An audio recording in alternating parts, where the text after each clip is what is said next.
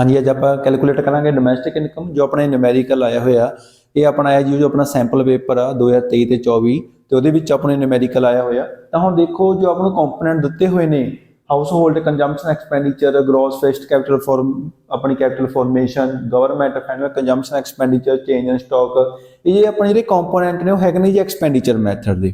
ਤਾਂ ਹੁਣ ਇਸ ਦੇ ਥਰੂ ਆਪਾਂ ਨੇ ਕਿਵੇਂ ਕੈਲਕੂਲੇਟ ਕਰਨੀ ਹੈ ਡੋਮੈਸਟਿਕ ਇਨਕਮ ਉਹ ਦੇਖਾਂਗੇ ਆਪਾਂ। ਤਾਂ ਜਿਹੜਾ ਆਪਣਾ ਐਕਸਪੈਂਡੀਚਰ ਮੈਥਡ ਆ ਉਹਦੇ ਮੇਨ ਕੰਪੋਨੈਂਟ ਕਿਹੜੇ ਹੁੰਦੇ ਨੇ? ਪ੍ਰਾਈਵੇਟ ਫਾਈਨਲ ਕੰਜ਼ੰਪਸ਼ਨ ਐਕਸਪੈਂਡੀਚਰ, ਇੱਥੇ ਆਪਾਂ ਨੂੰ ਕੀ ਦਿੱਤਾ ਹੋਇਆ ਜੀ house hold consumption expenditure, plus government final consumption expenditure, plus gross fixed capital formation. तो जो अपना आ पॉइंट है जी ਇਹਦੇ ਵਿੱਚ ਕੀ ਆ ਵੀ ਜੋ ਆਪਣੀ ਗ੍ਰੋਸ ਫਿਕਸਡ ਕੈਪੀਟਲ ਫਾਰਮੇਸ਼ਨ ਆ ਤਾਂ ਇੱਥੇ ਸਿਰਫ ਕੀ ਆ ਫਿਕਸਡ ਇਨਵੈਸਟਮੈਂਟ। ਤਾਂ ਇਹਦੇ ਵਿੱਚ ਆਪਾਂ ਨੇ ਇਨਵੈਂਟਰੀ ਇਨਵੈਸਟਮੈਂਟ ਐਡ ਕਰਾਂਗੇ ਤਾਂ ਆਪਣੇ ਕੋਲ ਜੋ ਆਊਗੀ ਕੈਲਕੂਲੇਟ ਹੋ ਕੇ ਟੋਟਲ ਇਨਵੈਸਟਮੈਂਟ ਉਹਨੂੰ ਆਪਾਂ ਕੀ ਕਹਾਂਗੇ? Gross domestic capital formation. ਤਾਂ ਇਸ ਕਰਕੇ ਨਿਊਮੈਰੀਕਲ ਦੇ ਵਿੱਚ ਆਪਾਂ gross fixed capital formation component ਦੇ ਨਾਲ ਚੇਂਜ ਇਨ ਸਟਾਕ ਵੀ ਕੀ ਕਰਾਂਗੇ ਜੀ? ਐਡ ਕਰਾਂਗੇ। ਤੇ ਉਸ ਤੋਂ ਬਾਅਦ ਆ ਗਿਆ ਨੈਟ ਐਕਸਪੋਰਟਸ।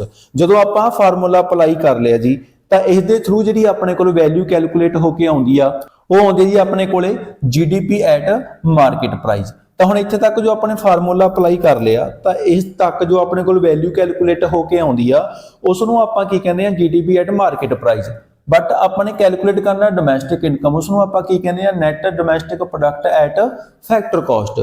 तो हुण देखो आपने उस तो बाद हुण आपने ग्रॉस तो किते जाना वा जी? नैट ते जाना वा। तो ग्रॉस तो नैट ते जाने तो डेप्रीसीएशन आपां की करदे आ माइनस। इत्थे आपां नूं की लिखिया होया? कंजम्पशन ऑफ फिक्स्ड कैपिटल, उसनों आपां की कहने डेप्रीसीएशन। उस तो बाद आ गया जी अपनी मार्केट डोमैसटिक। इत्थे अपना कंसैप्ट सेम आ, मार्केट प्राइस तो आपां ने जाना फैक्टर कॉस्ट ते। तो जो अपना नैट इन डायरैक्ट टैक्स आपां की करांगे जी? माइनस करांगे। तो ये कंपोनेंट आपने की है सारे अप्लाई कर ले। तो यदि हेल्प के नाल अपने कोल की कैलकुलेट हो जू? डोमैसटिक इनकम, जिसनों आपां की कहने आ?